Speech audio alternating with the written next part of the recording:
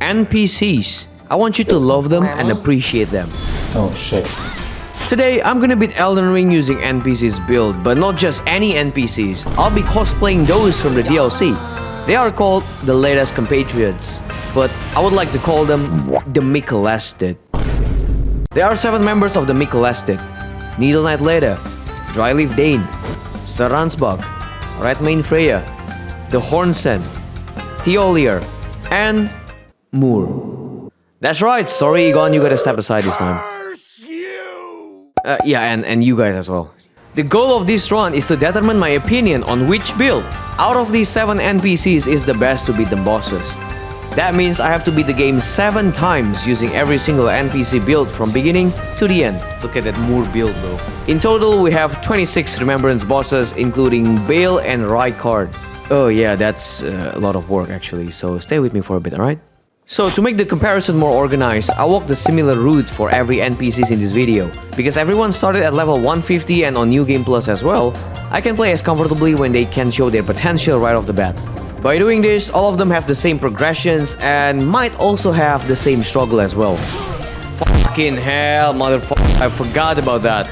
And what about the specific build and what talismans I'm using? I'll tell you later in the video.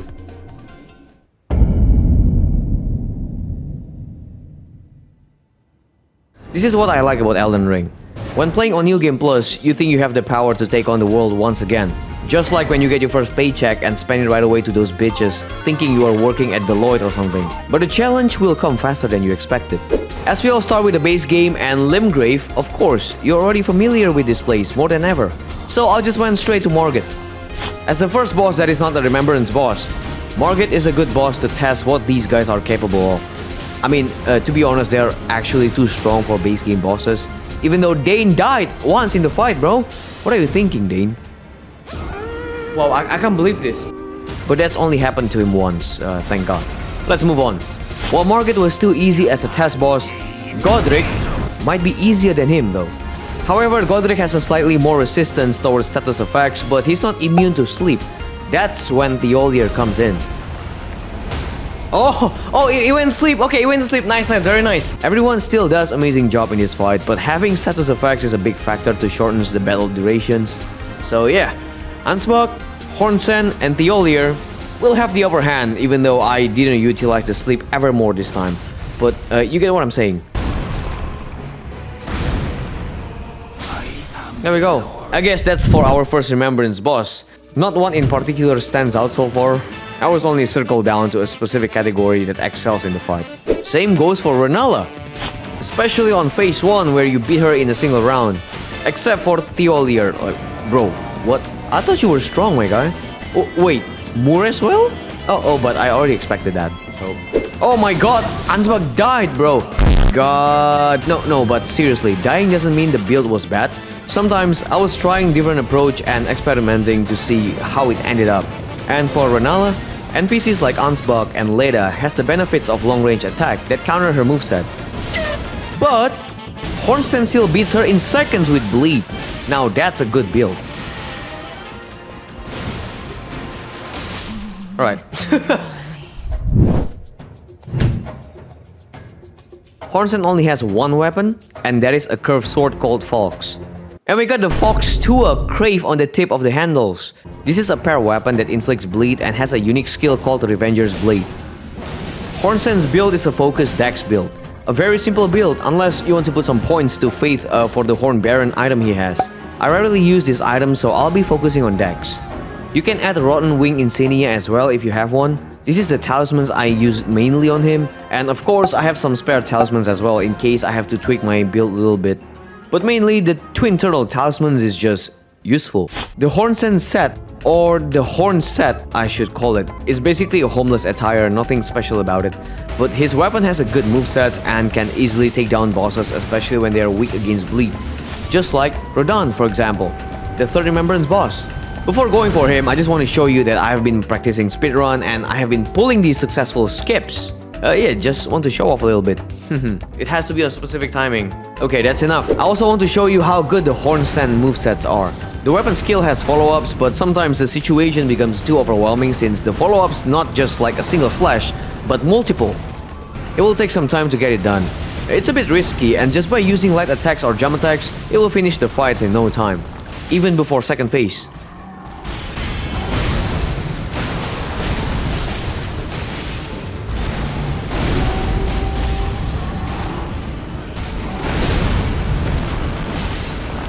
Alright, there we go.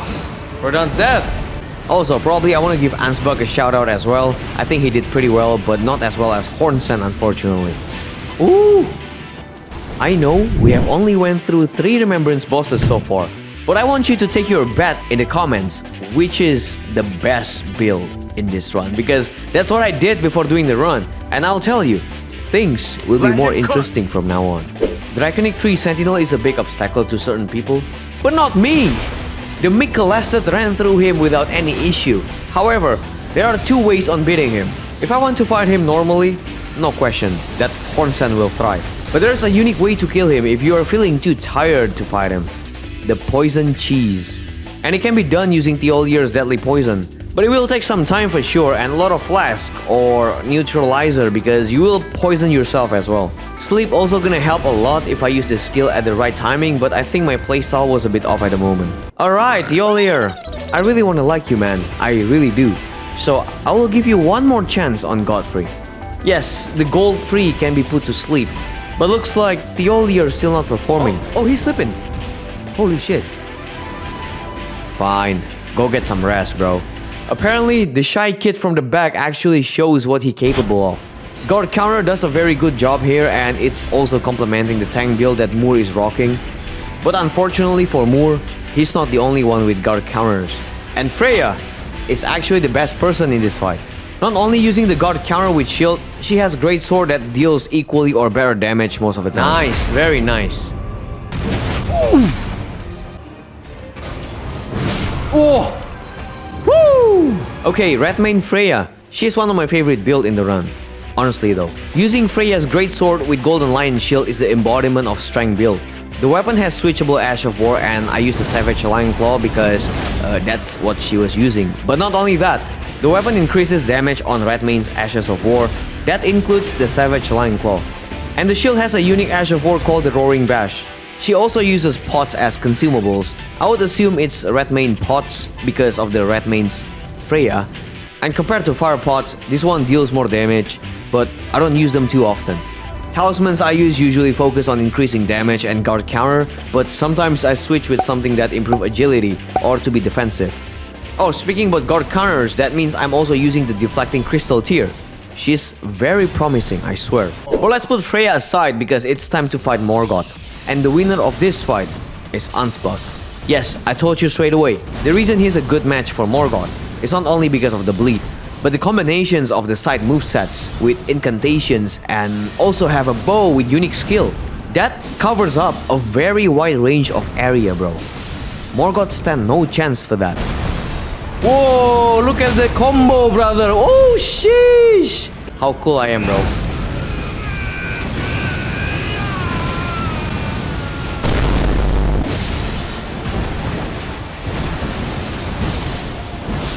Whoa, let's go, buddy.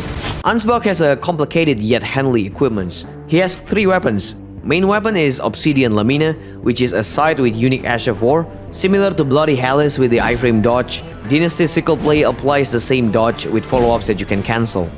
Now, this Ash of War is also buffed by the full Ansbach set, if it's not already strong enough. Damn. His second weapon would be Ansbach's bow, with Fan Shot as the Ash of War.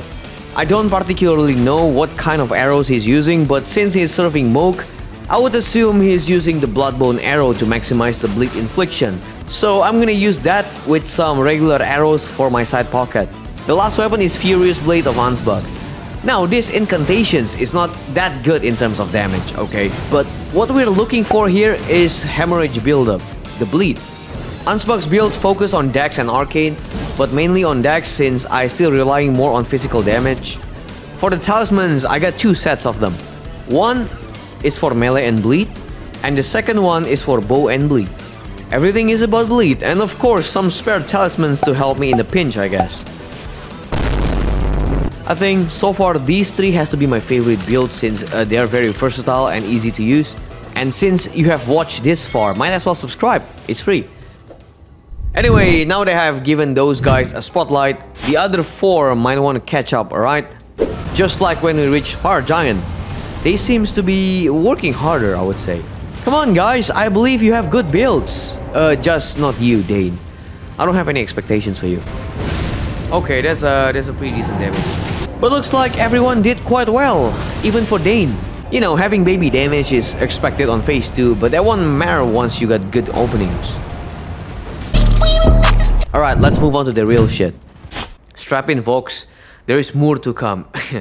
Exactly. Also, by the way, I need to go to the bathroom, so enjoy me touching hand with Malenia, okay? There's always an issue when fighting the Godskin duo. Gang fights is never my thing. Should be a... Bro! Okay, never mind. I'm sorry, bro. But I'm surprised these NPCs are capable to take them down without struggle. The ones with range armaments definitely tackle this more easily, but I want to show you the power of sleep. Thiolier wins this fight with very cautious approach. Might be the safest one as well. He died like 4 times, but I can assure you this is the best build. So, Eternal Sleep works differently than regular sleep. And in this case, if you're able to sleep them, they'll take longer to wake up. Or just not waking up at all.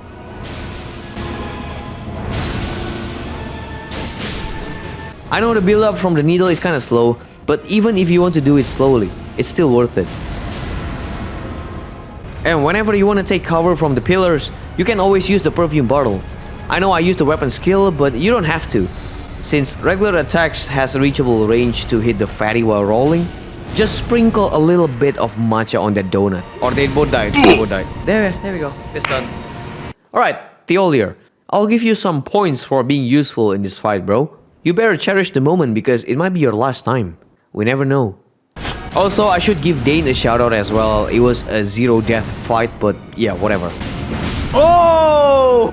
Thiolier wields a hidden needle that inflicts sleep. I don't know how that works, but that really puts you to sleep. And a deadly perfume bottle, which is the worst kind of perfume bottle out there. No offense. Okay, so we'll be focusing on sleep. The hidden needle has a unique skill called the Sleep Evermore. Deals 97 sleep buildup, but this skill is actually better to use when the enemy is already asleep. It deals extra damage. Juicy, isn't it? Well, apparently this only looks cool on the base game. The DLC is a different story. I like his drip though. People make fun of the big ass forehead, but I think it just reflects how Thiolier thinks before he does something. But that also makes him a little too scared of doing anything.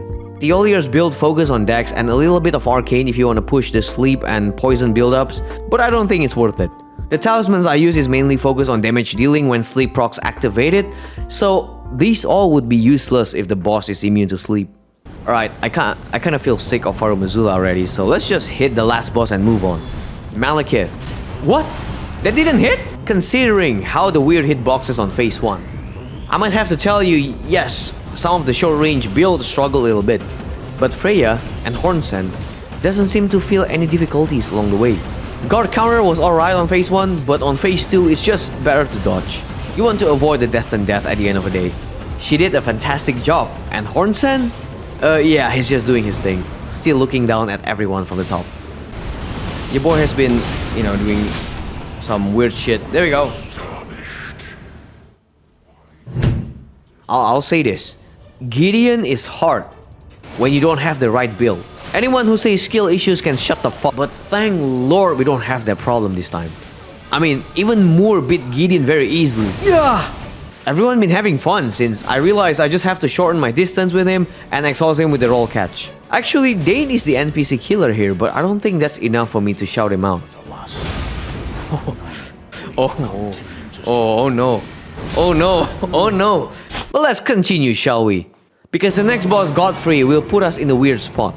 Previously, on the Piss Free, you can easily counter his move with the deflecting tear, and that still applies on this current fight. However, you might already know the second phase Godfrey is a different monster. While guard counter builds can just switch to using regular attacks, the short range attacker might experience some difficulties. I'll say in the theory, the one that benefits the most is the one that has long range attacks. Ansbach and Leda can be the powerhouse if I stop playing around in the fights, but in reality, Freya has the best fight. Still got hit because of my recklessness, but a W is still a W. Yep, easy fight. Easy fight, bro. Easy fight. First try. Now it's time to wrap up the easy part by going for Radagon. I guess at this point, you guys already know what kind of playstyle I'm doing. Since Radagon is immune to most status effects. No, you're not. Guess what build I used to beat him? That's right, Freya. Pure raw strength. For early fight, I didn't use any guard counter at all just to see how it goes by rolling and dealing the pure damage from the sword and the shield. Not allowed to do that, my guy. I also think Moore did a good job in Radagon's fight. I could minimize rolling by blocking since, having heavy roll is not very comfortable obviously. But let's talk about that later. Another reason why Freya is a superior build is when the Elden Beast comes in. There we go. She's just outmatched Elden Beast in a short period of time. And at the same time, breaking stance is just a blessing. That actually happened a lot in guard counter build, but she's not using that at the time. Save me from... Yeah, an honorable mention as well. Ansbach also did a good job on taking down Elden Beast, but he has to rely on weapon skills. While Hornsent, he's just good without relying on the bleed, but he's kind of a glass cannon though. Oop. Fuck. Go block. Also, I didn't know you can finally ride Torrent now. Makes the fight easier. Let's go. You! What happened here? Theolier, bro, I have such high hopes for you, man. But if you think you cannot handle this, then it's fine. Don't push yourself too much, bro. Ah, what the hell, dude? What? Moore, you're strong, my guy. Stop being a pussy behind the shield and use the rod pot, dude. All the 6 spots, okay? You have 6 of them, bro. Dane, if you ain't gonna use those strong limbs of yours, just get the hell out of here, man. Like, come on. And Leda, I know you're fine, but you ain't standing out, sister. Do better. Alright, guys. Sorry. Still in the Lands Between arc, but we're entering part 2 of the video, cleaning up the rest of the Remembrance bosses. It's time to go down to Nokron and have a refreshing battle. By refreshing, I mean it's easy. Regal Ancestor Spirit is it's not quite qualified as a Remembrance boss, if I'm being honest. Everyone did well, but finally I can show Leda to you guys. The deer is weak against fire and holy, and just like that, Leda got the pedestal handed to her. Ancestor Spirit has these minor problems that can be annoying, which is the bullshit hitbox. Because of those skinny legs. Bro! But Leda's weapon skills and incantations actually counters that perfectly. And that's it. Nothing else to say. Good fight. That one's done. Okay, now let's peek inside of Leda's luxury bag, shall we? One weapon. Leda's sword. It's a light greatsword weapon with a unique Ash of War called the Needle Piercer. The weapon skills is really good actually. Mostly deals physical damage with some minor holy damage. Good tracking. Fast casting speed. Just perfect. Second weapon she has is an incantations called the Multi-Layer Ring of Light. Similar to those Gideon holy spells, cannot say it's good, but it's not bad either. To buff the spell, I picked the Dryleaf Seal to cast it, because I don't actually know what seal she uses, but the Dryleaf Seal gives you benefits, so why not? Her armor is the Oathseeker Knight set, except for the chest piece. Leda's armor give you boost for rolling and dash attacks, that's why I stack them with my talismans. Most of them are situational and focus on the multiple hit buffs or weapon skill, but I think rolling damage boost is the most important here. I only got it later in the game, so before acquiring, I'm using Dex build with the Lacerating Cross Tree. I do have the Holy build, but that one actually not very good, so I just scrapped the build. That's enough spotlight for her. Now she has to reflect on her popularity and try to keep up. Of our dynasty. Surprisingly, his fight was pretty decent with everyone. I want to create a little reunion with Ansbach, and since Moog is weak against bleed as well, Ansbach used Obsidian Lamina all the way to the end. Some of the Moog's moves allows me to use follow-up, so the window is pretty wide considering second phase.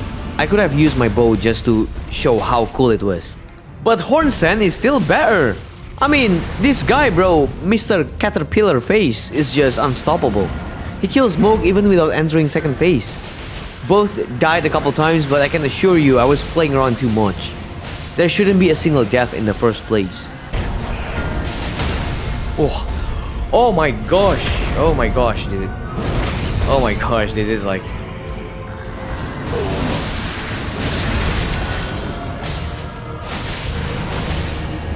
Oh! Oh, sheesh! I'm sorry, I didn't mean to throw shade to Ansbach like that. So I'm gonna be very honest this time. Plassy do sucks. If everyone did well on Moog, then for Plassy, everyone didn't do too well. Or maybe mediocre is the right word for that. Now, the reason why I pick Ansbach for this fight, the safest spot to attack him is on its tail, as usual. Ansbach, just like the others, struggle to deal a lot of damage. However, with the help of the incantations and the bloodbone arrows, he can do bleed more often than he wants to. And having a bow benefits you when you have to wait for his big AoE attack. Or probably you just want to stay away from him in a second. So yeah, Ansbach won just a little bit compared to everyone. Okay, let's go, buddy. Except Dane though. My man, where is your character improvement? Baby damage? Okay, at least Palm Blast is good. While we're on the topic of fighting dragons, the next boss is another dragon, which is 40 and the sex. Reaching the deep root depths needs a dedicated effort, but the only sacrifice that was necessary is time. And we got all the time in the world. I beat Loretta and went down to the Leyndell Seaward to beat Moog for the second time. Yo! Wow! Both are easy, by the way, not worth mentioning. And finishing up Rani's quest to progress with Fia's quest. Alright, that's one. Now, the issue here is not Forisax, but before his fight. Oh man, okay, this fight is worth mentioning actually. Ah, you f***ing idiot, dude! Oh no! NPC fight is never a good fight, but NPC gang fights is a nightmare. Even Dane, the NPC killer, bro, is not doing a great job. Stupid Dane, you make me look bad. But I wanna thank both Freya and Ansbach for being a chat of this run. No, actually they're just lucky not encountering those bullgoat 100 poise cock master or whatever their build called. But at the same time, the crowd control method by those Furious Blade and Savage Lion Claw really put my mental state to ease. At least I give credits to them. Finally, a real boss. Forisax is one of those bosses that I rarely fight, so I'm lacking so bad on the first couple of rounds. Especially when he has this lightning lock on that happens almost most of the time. But anyone with range attacks like Leda and Ansbach are doing better. Especially Ansbach with better area coverage in general. The bow provides longer range as well, so the lightning lock on won't appear at all. Oh man, Forisax ain't gonna stand a chance.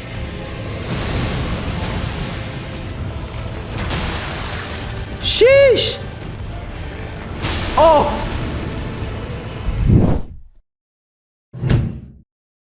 Yeah, I don't think he can be put to sleep. Oh, but at least I can... Oh wait! He can. Astel. Yeah, we just jumped to him right away because of how forgettable this boss. Same case with Forisax. Astel is one of those bosses I barely fought. See, I don't count how many bosses that can be classified as everyone did well in this fight, but Astel is one of them. And I feel like I'm being too positive in this entire run, so to balance the universe, I'ma add some negativity to the fight. An example that you shouldn't follow, Moore. What the f***? Dane. And Theolier. Theolier is only struggling on endurance fight since the damage wasn't optimal, but compared to Moore and Dane, Theolier has the best range to attack with the perfume bottle, because Astel is immune to sleep. Moore on the other hand, he could be the best guy to beat Astel, however he was limited by the heavy roll, honestly. And the other factor was because I was being a dumbass sometimes. So, actually he was not at fault if I'm being honest. But Dane though, oh man bro, Dane. Damage is better than Theolier, for sure. But range is obviously inferior. But to counter that, he has Palm Blast and Whirlwind Kick that, well, can be useful, but it does take a lot of time to cast. But I gotta give Dane credits this time, he didn't die a single time. Oh! I can dodge that. Right, 0 death. But okay, this might be the right time to show you what Moore has to offer. I'll have to let you know right now because Moore is about to do something interesting after this. Moore is a textbook tank build. He's fat, he's gigantic, he's so big that even his armor clipped through my pocket lantern. I invested only on strength and vigor, but why not endurance, you might ask? Unlike other NPCs, they can have light or medium roll, it ain't changing anything. However, that heavy chunky roll that Moore has, that is his identity. So I want to keep it the entire run. Even if it's gonna troubles me, I want to stay faithful to the source. Moore wears the Verdigris set, which is one of the heaviest armor in the game, and a Verdigris shield. How do you say this? Verdigris? Verdigris? Whatever. This is one of the best shield with the highest guard boost, but with the worst Asher 4. Moore's charge doesn't deal any damage. I'll just let you know. Moore has the same build as Freya, so I'll be emphasizing more on using the guard counter. That means the deflecting tier is a must. Woo! He also has the Scarlet Hefty pot that I might use in some situations, but yeah, I will save some just because I'm too lazy to farm. Talismans! This is the first time I put all the defensive talismans together. But believe me, I need them. And I need some more just in case the situation change. So we're venturing to the Helic Tree. Oh wait, we have Nile and Lorita. I almost forgot because of how easy they were. Well, probably not so much on Nile, but got countered by Freya and Moore actually sweeps the Banished Knights. Done. Easy! And for Nile himself, I mean, yeah, pretty easy, I would say. The others are doing just fine. Same with Loretta, bro. The kids are improving somehow. Well, I hope they ain't gonna disappoint though on Malenia. Well, they actually didn't. I mean, I was talking about Hornsent. Malenia's fight can be fixed by two things. Bleed and light roll. And Hornsent has both. I should give Ansbach credits as well since he only took me like 2 tries on Malenia. But in general, Hornsent wins.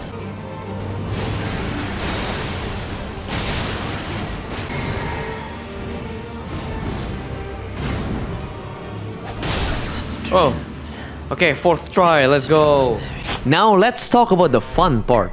I had trouble with some of the builds. I mean, usually when I have medium roll, I was just straight up give up or accept myself getting clapped by the waterfowl dance. And that's why some of them took a while. Oh! Woo! Gonna sacrifice my HP a little bit. However, Moore over here is different. What do you think about heavy roll? Exactly. Now here's the problem. So because Moore is a fat fuck, I was trying to turn defense into offense, using the deflecting tier to optimize the guard counter. Sounds very smart and reasonable, right?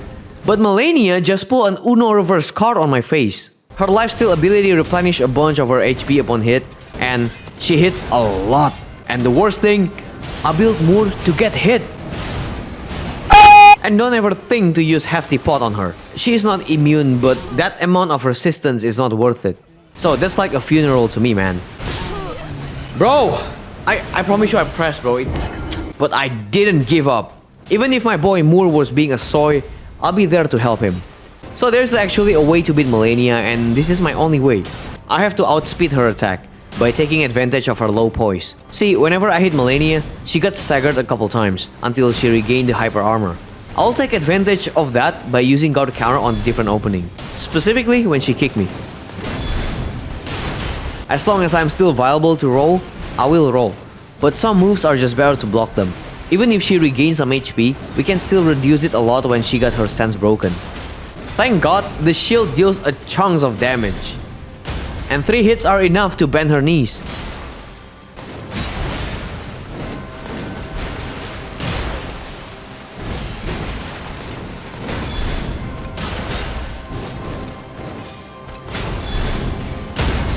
Okay. Oh, man.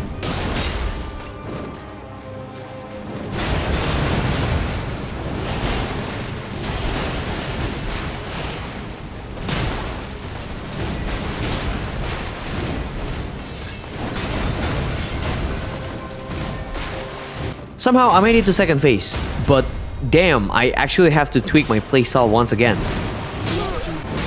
Bro, you see it yourself. You just see it yourself, bro. The usual opening is still there and still doable surprisingly after the explosion. However, a new problem arises.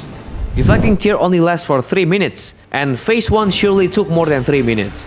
So spontaneous blocking is nearly impossible. That means the guard counter attack might take a few milliseconds longer. Okay, I found a different opening now. Very nice. But it seems it's still doable though.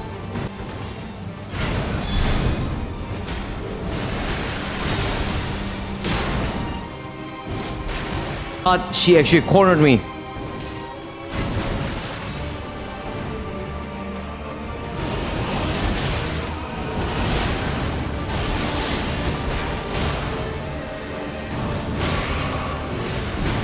Okay. Whatever.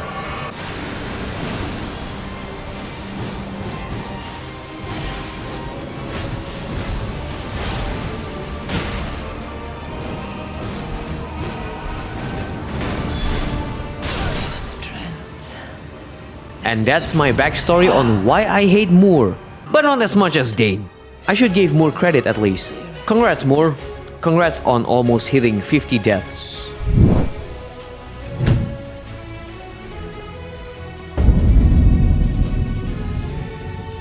It's about time to set foot in the DLC, but before we do that, let's make a quick recap. So I beat every single Remembrance bosses in the base game except for Rykard. I saved him for the end of the run. But so far, all the 7 NPCs are quite well if I'm being honest. Maybe we stumbled upon some obstacles, but they still quite impressive regardless.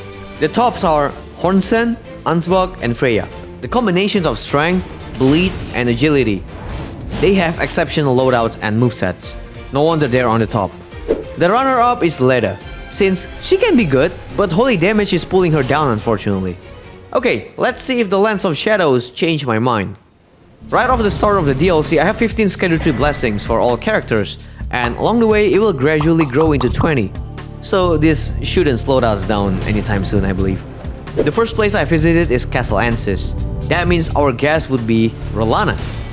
See, I have fought Rolana a couple times before, and I would have suggested to use light roll build to beat her, and if that's the case, I should pick Hornsent, right? Surprisingly, Hornsent was not the best choice. I mean, you can go with bleed, that solved the problem, but guard counter build is easier on her. Moore is definitely excels in this fight, and his heavy roll and slow recovery time were actually a blessing. Rolana is fast, and because she is fast, she sometimes misses some slashes while Moore is still trying to grasp what happened at the moment. Wow. The shield also blocks non-physical damage just fine. Well, probably not most of the time, but it's fine. Okay, nice. I thought Freya will do as good as Moore, but apparently not in this fight. I guess having crazy poise definitely a game changer.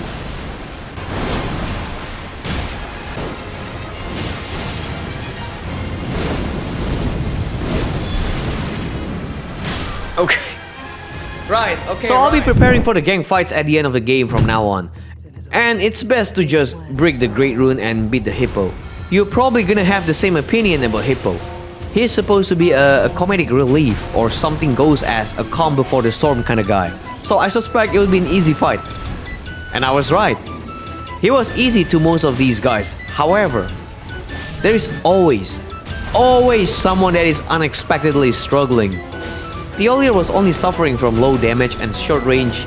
Probably the same with Dane, but I don't know why Dane took like 10 deaths, but no. Actually, I know why. I was battling with my broken keyboard as well, so yeah, that's actually my excuse for that. Oh, thought go block. I fucking press you. Now let's pay our attention to something else. Let's just go down into Saint Trina's territory and beat the Putricid Knight. Oh, and also, more deaths by these anal beats than the Putricid Knight. Like bro, why? Oh my. But anyway, since we are here, I finally can show you the power of Holy. So Leda should be the one that shine beyond others. The movesets of the Light Greatsword is great, but the weapon skills and the multi-layer Ring of Light should do better. And now, I think Dane had a breakthrough already. Even by having short range attacks, Dane can still covers up a long ass range by using the Discus of Light. The casting speed is faster than Leda, so he's better in this case. Also, even with hand-to-hand combat, the damage was pretty good. This might be the effect of Golden Vow as well. But his Ace were hidden under his sleeves. Palm Blast and Whirlwind Kick. These two can deal a lot of damage depending on the situation. But Palm Blast surely easy to use since you have the hyper armor upon using. Fine Dane, you did good just now. You deserve an introduction. Dryleaf Dane using 3 weapons. The Dryleaf Arts, Dane's Footwork, and the Discus of Light. Hand-to-hand combat seems unique in Elden Ring, but their Ash of War is the one that makes the weapon good. I use 2 Ashes of War, Palm Blast and Whirlwind Kick. Depends on the situation to use them, but Palm Blast is the top damage contributor. Oh, look at that. The Discus of Light is a pure holy damage with fast casting speed and long range, dealing damage in 2 directions. Dryleaf Seal also boosts this incantation. The spell is a good cover-up for range that Dane is lacking. And to make these armaments less weak than I thought they would be, Dane has Golden Vow to boost damage.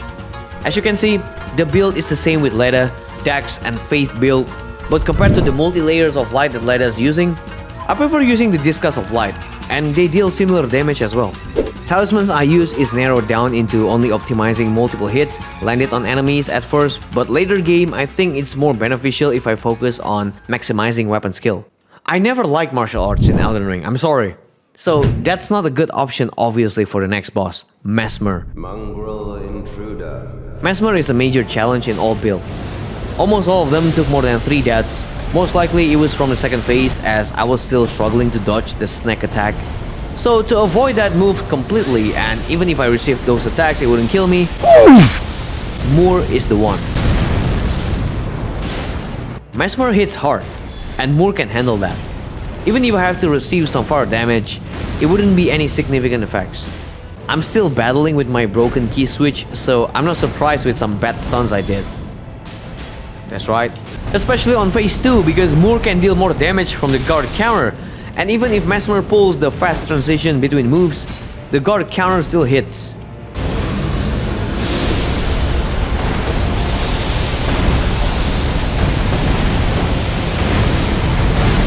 Okay, alright. Not so good at the end of the fight, but still, well done, Moore.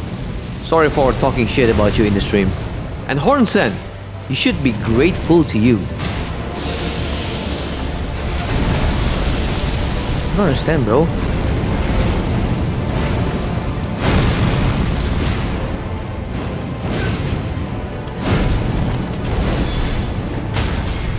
Goodbye.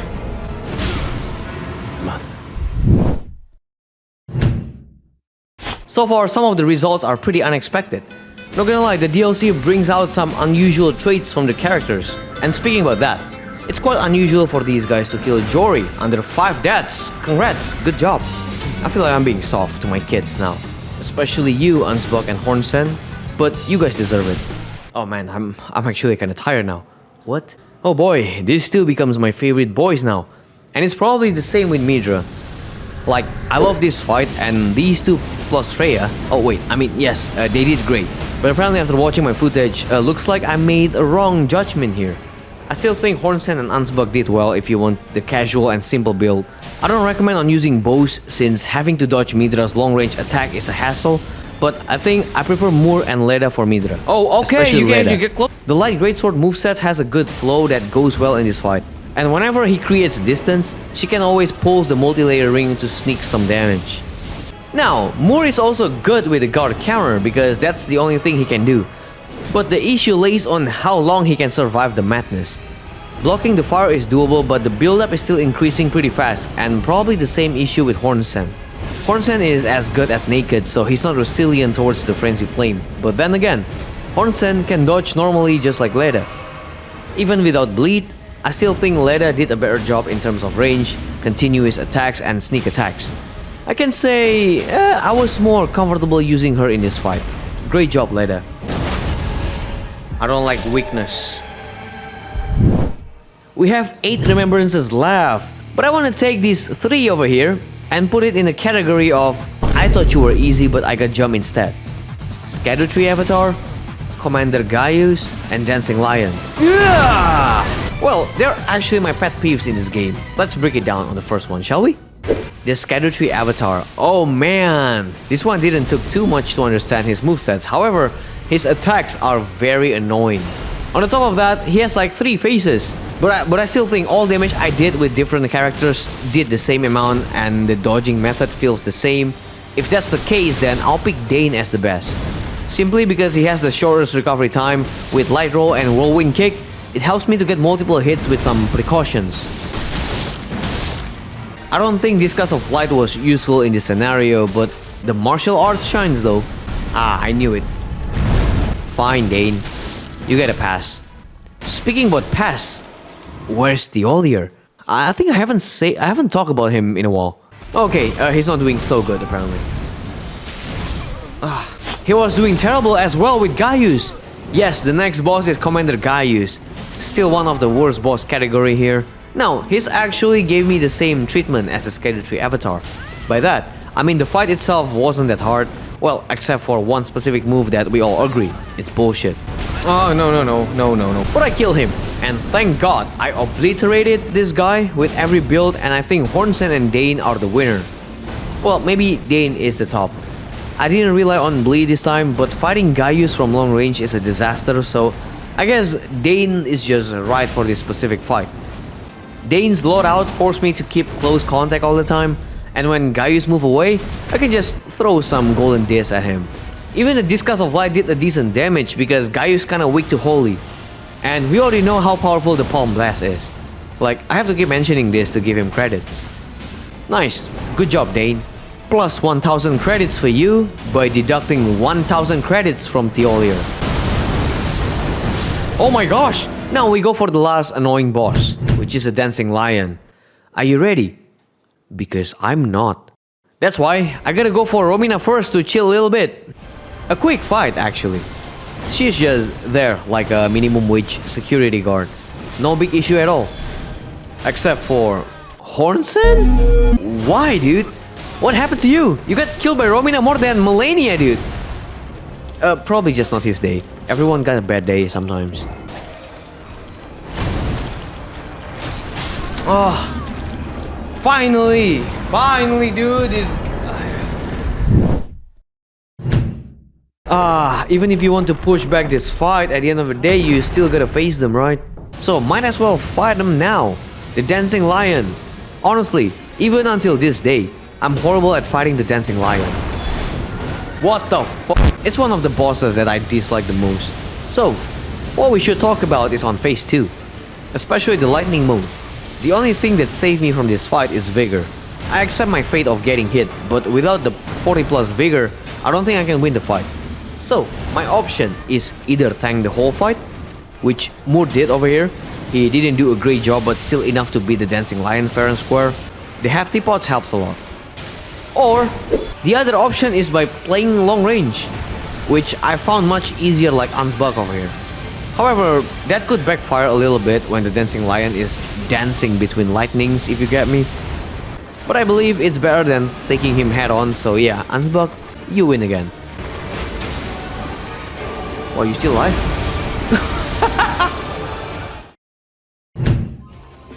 Alright, this is the final batch of those Remembrance bosses. The first one to lay their heads under the guillotine is Bale the Dread. He's actually not a Remembrance boss, but he's a major boss in the DLC, and his heart works like Remembrance, that you can receive his unique and interesting spells. Well, probably works the same thing with regular Dragonheart. Anyway, let's talk about the fight. Now, Moore is gonna be out of the list in this fight because I just couldn't take it anymore. And asked Egon to do it for me. Fuck this guy together, bro. Let's fuck him up. The main reason is just I couldn't land a hit on phase 2 most of the time, and guard counter doesn't seem to work when you keep missing your attack. Range is the biggest problem for Moore, and we just gave up. Yeah, okay Moore, you can join Theolier in the corner. But even Theolier did better on Bale. Probably the same category with Dane, so range is the problem, but hitbox seems pretty normal for fist weapons and martial arts compared to the shield, so they did just fine actually. But the best one for this fight is then again, Hornsent. I really want to pick Leda to be honest, since her long range attacks works really well, but apparently having light load has a major impact to the fight. Like Hornsent really dominated the fight, and I could go full offensive. It allows me to do jump attacks more often, and that's actually the move that killed Bale. Not using much of the weapon skill, or probably not at all, but the result is satisfying to me. Dude, that's not bad. Great job as usual, Hornsent. Nice! Oh man, wow! Oh! Did you remember when I said about those 3 annoying bosses in the DLC? Well, actually there's the 4th one. Matir, the single mother. The baby mama of fingers. I fucking hate this guy. Who the hell creates you, bro? What was Miyazaki thinking? Did he really approve this? Anyway, it doesn't matter. She's in front of us and ready to get thrown to the streets. So, generally, everyone is on the same level where we are struggling on phase 2 with those purple lasers BS. But 2 NPCs actually stands out. First one is Hornsent, as usual. But I think this time he's kinda lucky to kill her before she takes time in phase 2. Ah, bro, close. We are so close. But the best one is by Freya. As long as I can destroy her stance as often as possible, then it's a good fight. I would probably say the same thing with Moore as well. However, compared to Freya, Moore is unable to repose, which means we have to wait for another opening to attack. No matter what kind of attack she uses, as long as it can be blocked, that means guard counter is the answer. And it's very important to put as much pressure to her so she won't be able to pull out unnecessary moves. There we go. It breaks my poise, but I don't care. A win is still a win, still 0 death. So I don't know if I want to show the Leda's fight, but I think it's a small reference to what could happen on PvP using these builds. I already limited the gang fights to only Dane and Leda, so you won't get too overwhelmed at the beginning. But yeah, the result is pretty balanced, I guess. But I cannot judge a PvP build as for now, so I'll let you answer the question. Which one is your favorite for PvP? Mine is probably Dane. A lot of poise damage, a rapid fire attack, and less stamina consumptions, but I don't know. I haven't tried on real PvP, bro. So here we are, at the end of the run, fighting the so-called the hardest boss in the game. But I disagree with the title. At least not with these builds. Surprisingly, Matir and Malenia are still harder than Radahn. Well, unless probably not for Dane though. Yeah. After summarizing the entire run, I would expect Thioldir to have the same fate as Dane, but apparently Thioldir was just lucky, while Dane really got smacked into the next challenge run by Radahn. Now I want to point out that Moore was the one with the least death. I'm surprised but not surprised at the same time. Pre-nerf Radahn probably killed Moore right off the bat, however his damage, especially holy damage, were greatly reduced. So I just have to thank myself with the golden braid and block those lights as well. But second phase, just when the crystal tier ran out, everything became hectic in seconds. Because without the spontaneous blocking, the recovery before the guard counter takes more time. And that actually limit my openings. Now I just want to mention that. But definitely Moore is far from ideal build to fight Radahn. But fairly enough for me, I just can't pick. Whether Leda, Ansbach or Hornsent, those three has the same feel when fighting Radahn. Hornsent is a crazy warmonger in short range, but the damage is a bit small because Radahn has damage absorptions towards slash attacks, so we'll just rely on bleed if possible. Ansbach shares the same struggle with Hornsent, however, he can rely on weapon skills that is very practical on critical moment. Bow is not that useful, but if you want to land a couple hits from afar rather than waiting, that it can do. To be honest, Ansbach's build is very comfortable against Radahn, now I think about it, but it still has the same feeling as Leda as well. Pretty much similar to Ansbach's build, but now the long range attacks can be used in much tighter opening, since you don't have to switch weapon to do that. Nice! A bit confusing, but I guess writing all these makes the conclusion that Leda is the winner in this final fight. I feel landing hits are more fluid compared to Ansbach and Hornsent. In a single opening, Leda was able to land at least 2 hits, and in total of damage, she deals more than the boys. And I'm not talking about weapon skills. So yeah, Leda took the final crown. But is she really the best build just because she beats Radahn easier than the others? I'll let you know. But don't think I forgot about the last boss. Oh! Rykard. Oh man. 30k HP, that's less than Radahn. But we have to fight him while swimming in the pool of lava. But I'm just gonna tell you straight up. This fight is boring, dude. Either you die in the most very inconvenient way possible, or just force your way through. Bleed, come on, bleed. Everyone was able to beat Rykard, except for Dane. Put the end over here, and Dane should fail because he's a bit... just because I had enough. So probably not his fault.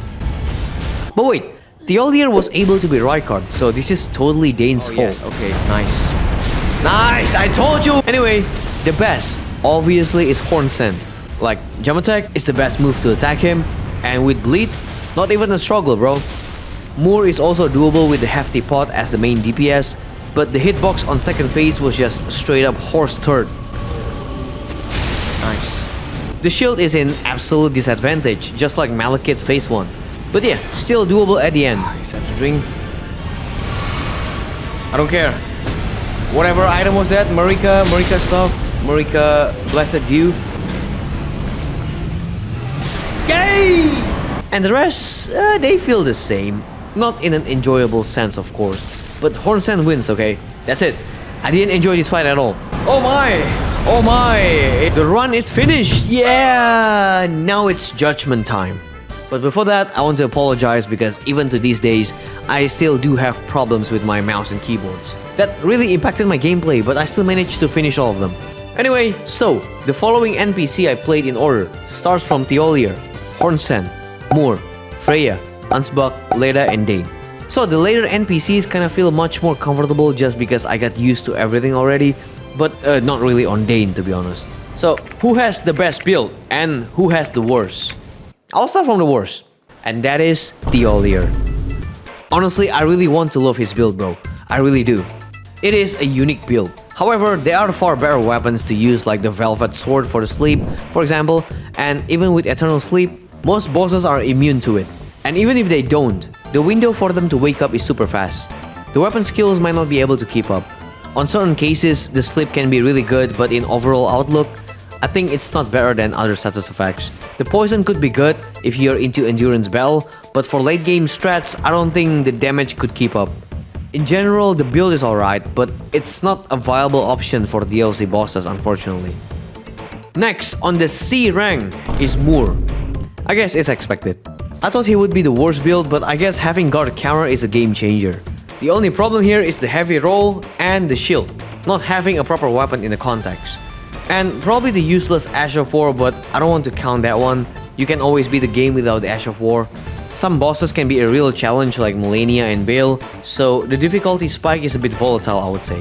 I don't use many pots because it's too slow to throw one, but it could help you in some cases. Not a usual build that I would recommend to everyone, but certainly an interesting one if you plan to try it. Still on the C rank, there is Dane. Who picked Dane as their best builds, bro? I disagree with you. Well, it's going to leaning more to the playstyle actually. But Dane was relying too much on the Palm Blast. He got a great area coverage, but the damage is super underwhelming. He is a good NPC killer though, but how many NPCs out there necessary to beat? Only a few. Dane also a bit fragile just like Thiolier, so all this time he survived those attacks are because I level up his vigor. Or else, he's probably gonna be the first casualty in the battle, because he has to keep bosses in close contact and chipping those HP slowly. So yeah, a bit disappointed with the martial arts, to be honest. We move on to the B rank, it's Ansbach. Genuinely, I want to put Ansbach on the top. He has good melee weapon with amazing weapon skills, good bow for long range attacks, good incantations to help the build up. The only issue I have is it's complicated. There is too much going on in a single loadout, and you have to switch weapons and completely switch your playstyle as well. I mean, if you're used to switching weapons in an instant, then Ansbach is a monster. But if you're playing with mouse and keyboards like me, I'm not saying it's hard, but it's a bit uncomfortable. But regardless, Ansbach is a top tier build. The reason I have to put him in the B tier because Leda and Freya have more simplicity. Yes, the A rank is Leda and Freya. Leda is basically the simplified Ansbach. The only weakness is holy damage that might not be good to most bosses, but since we only focus on physical damage, then it's goated. Her adaptability is astounding, blessed with the good movesets and area coverage. Her armor also buffed the damage output from rolling, which happens all the time. Freya is the refined version of Moore, still mostly relying on guard counter, but her weapon skills is also applicable in most battles. The goal is to destroy the poise. It becomes very doable and I like it. The pots are completely forgotten sometimes, but it's a welcome addition still. The build is goated and goes well with 99% of bosses in the entire game. So yeah, Leda and Freya are the top tier, the A tier. Now the top, the gold medal, the S tier, is Hornsent. Hornsent's build is something you see a lot in Elden Ring videos, but this is actually a very simple and also very good build. Sometimes the simplest build is the best build, but mainly the biggest contributor is the weapon, the curved sword. I mean, what else does Hornsent has? The Horn Baron? You gotta be joking. But the Fox really clears everything. Even, let's say the boss cannot be bleed. It doesn't matter, the damage, the amount of landed hits, still covers up without the bleed. When in almost naked actually benefits me since I'm a big fan of light roll. But in all fairness, this is depends on the playstyle once again. And Hornsent's playstyle is really my playstyle, so I'm rocking it just fine. Alright, I guess that's everything. I said my 2 cents on those NPCs build. Great job kids, even you, Thiolier and Dane. But I wanna hear your opinions as well. So let me know in the comments whether you agree or not with me. And yeah, special thanks to channel members for keeping this channel going. And please, for you guys as well, subscribe and like this video if you enjoy it. I stream on YouTube and Twitch whenever I want to make another video, so yeah, do whatever you want with that information.